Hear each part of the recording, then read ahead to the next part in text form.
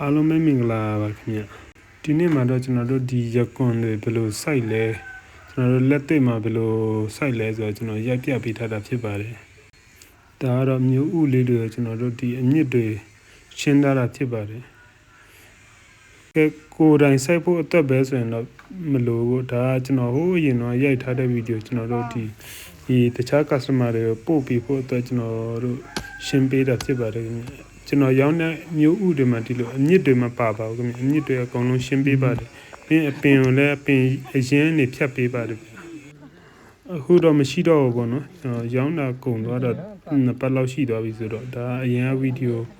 ကျွန်တော်ရောင်းတဲ့ပုံစံလေးကိုရိုက်ပြထားတာဖြစ်ပါတယ်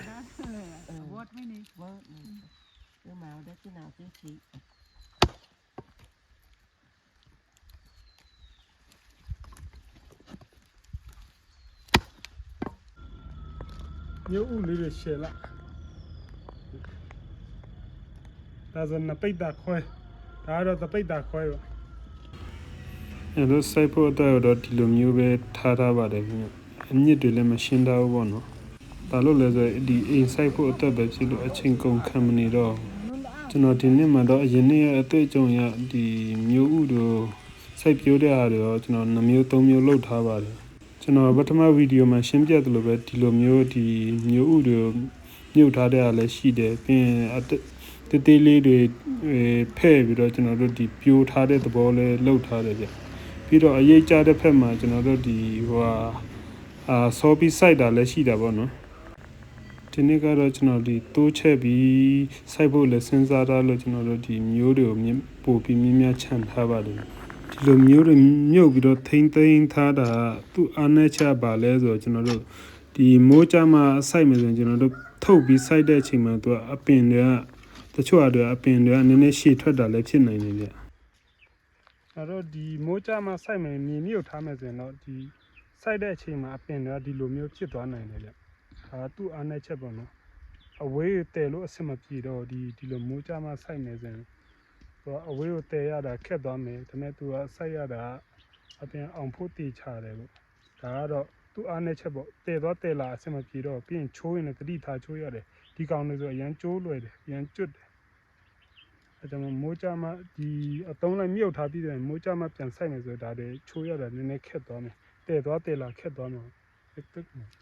ဒီပုံစံလေးဒါဆိုအခုနည်းနည်းဟိုဖြစ်တာပေါ့နော်အပင်တွေထွက်နေ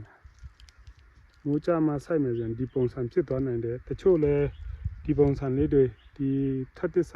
ပုံစံလေးတွေလည်းဖြစ်နိုင်တယ်တချို့ကလည်းဒီလိုရှည်သွားတဲ့ဟာတွေဖြစ်နိုင်တယ်အဲကြောင့်တော့ကိုကတေချာခွဲတေချာချိုးပြီးတော့ပြန်ဆိုင်ရတော့စိုက်နီးစနစ်တော့သူ့အားနဲ့ချက်သူ့အားသာချက်နဲ့သူ့ဟာသူရှိတယ်ဒီချိန်စိုက်မယ်ဆိုရင်တော့ဒီရောပေါ့မြေတူးပြီးစိုက်ပေါ့အရေးကြတဲ့ဖက်ဆိုရင်တော့ဒီဘောင်လုတ်ပြီးစိုက်လို့ရတယ်ရေပေးနိုင်ရင်လည်းဆိုရင်တော့ဘောင်လုတ်ပြီးစိုက်လို့ရတယ်ဒါဆိုအဆိုတရှိတဲ့နေရာမလို့နည်းနည်းအပင်ဆောပြီးတည်သွားတော့အမြင့်တွေထွက်ပြီးတော့ဒီမှာအပင်တွေကအောက်ထွက်လာတယ်တချို့အရာတွေကတော့ဒီပုံစံဖြစ်မှာပေါ့နော်ဒါတွေဆိုလဲတဲသွားတဲလာတိတ်အဆင်မပြေတော့ဘယ်လိုဒီမိုးကြမှာကိုမြင်မြုပ်ထားပြီးမိုးကြမှာစိုက်မယ်ဆိုရင်တော့ဒီပုံစံဖြစ်သွားနိုင်တယ်အဲ့ဒီချိန်ကျရင်တော့ကျွန်တော်တို့ဖဲ့မယ်ဆိုဒီ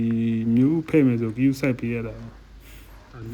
ဒါတော့ကျွန်တော်တို့ဒီအရေးကြတဲ့ဖက်မှာကျွန်တော်တို့ဒီ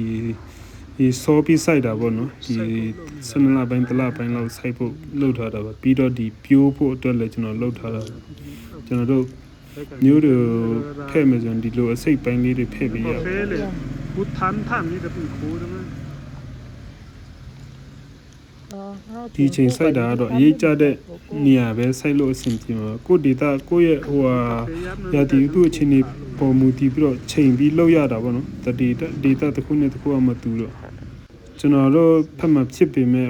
တခြားမိတ်ဆွေတို့ဖက်မှာမဖြစ်တာတွေလည်းဖြစ်နိုင်လို့ဗျအရေးကြတဲ့နေရာမှာစိုက်ဖို့ဒီရွယ်လေးတွေကျဲလေအဖုန်းနေဘာလို့ဒီလိုပဲလောက်ပါတယ်ကျွန်တော်ပြောဟိုစေတီပုံစံမျိုးတောင်ပုတ်ပုံစံမျိုးတော့နောက်ပိုင်းမှာပြန်လုပ်မှာပေါ့နော်လောလောဆယ်ကတော့ဒီပုံစံမြေပေါင်ပုံစံပဲအရင်လုပ်တယ် ဘာလို့လဲဆိုတော့ဒီမြေပေါင်းပုံစံဒီရေးဆက်တွေနဲ့ဝင်အဆင်ပြေလို့ဗျဟိုလိုအလုံးတောင်ပုတ်ပုံစံလောက်တာကျတော့ဒီ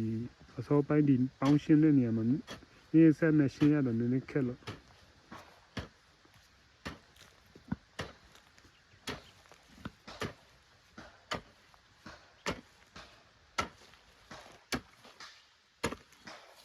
ဒီအရေးကြတဲ့နေရာပေါ့နော်နည်းအရေးမြေကြီးဆိုတတ်တွေကောင်းကောင်းရှိတဲ့နေရာကျွန်တော်အခုတချို့ဟာတွေစားဆိုင်ပါတော့ဒါကတော့ဒီနည်းနည်းနေတိုက်ရိုက်ကြတဲ့နေရာတွေဆိုတော့အဆင်မပြေဘူးဗျအခုကတော့ဒီမပြောပြင်တန်းနားမှာပေါ့နော်ဒီဟိုအဆင်အရင်ဆိုင်တာတော့ကျွန်တော်တို့ဒီတိုင်းပဲဗျဒီနေ့ကတော့ဒီနောက်ချင်းမဝယ်ရသေးလို့နောက်မှပဲကျွန်တော်ထည့်မှာပေါ့နော်ဘလို့ဆရာဒီနည်းနည်းလေးပဲဆိုင်တာပြောကျွန်တော်အမျိုးလေးပေါက်တူးနဲ့ဟိုဆက်သွားတာ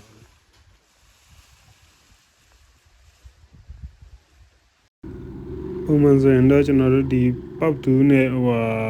လောက်ထားတဲ့အရာတွေတဲ့ကျွန်တော်တို့ဒီတိုင်းမျိုးတွေပဲအကုန်လုံးလိုက်ချတာပေါ့လိုက်ချပြီးမှဒီပေါက်တူးနဲ့မြေပြန်ဖို့တာပေါ့ဒီပင်ချတန်းချတယ်တော့ကျွန်တော်တို့ဒီ2ပေ3တန်းချတော့အနည်းဆုံး3ပေထားပေးရပါတယ်ပင်ချတော့2ပေနဲ့3ပေချလောက်ဝန်းကျင်တော့ရှိတာပေါ့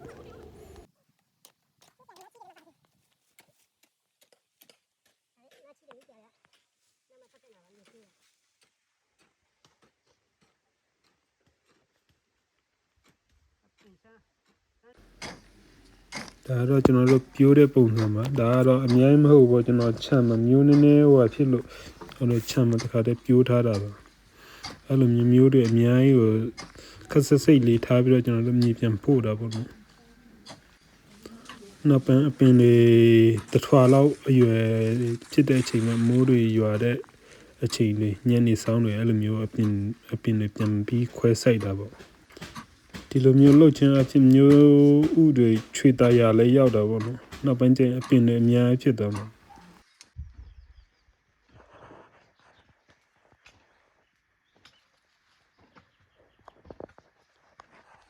ဒီပန်းလေးဒါတော့တော့ဒီဖက်ချမ်းမှာဆိုရင်တော့အရေးကြတဲ့ဖက်ချမ်းမှာဒီဆောင်းတွင်းဆိုနေအောင်တိတ်မထီဘူး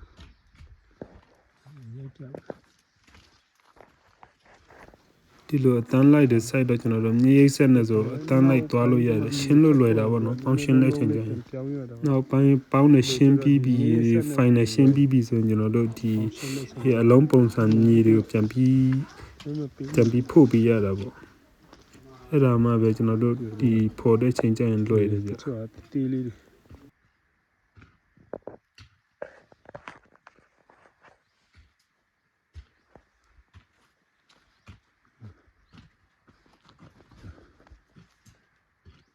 ငါချက်တာ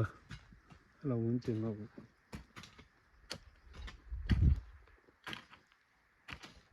ျိုးများတယ်လောက်ထည့်လို့ရပါတယ်တီးရဆိုမတုံးတော့မိတ်ဆွေတို့လည်းကို data ကိုရတီသူ့ကိုချိန်ပြီးတော့ဒီဘယ်လိုမျိုး site တင်လဲမျိုးတွေဘယ်လိုထိမ့်တင်လဲဆိုတော့ကိုချိန်ကြည့်လို့ရတာပေါ့နော်အားလုံးပဲအဆုံးထိကြည့်ရှုပေးလို့ကျေးဇူးတင်ပါတယ်ခင်ဗျာ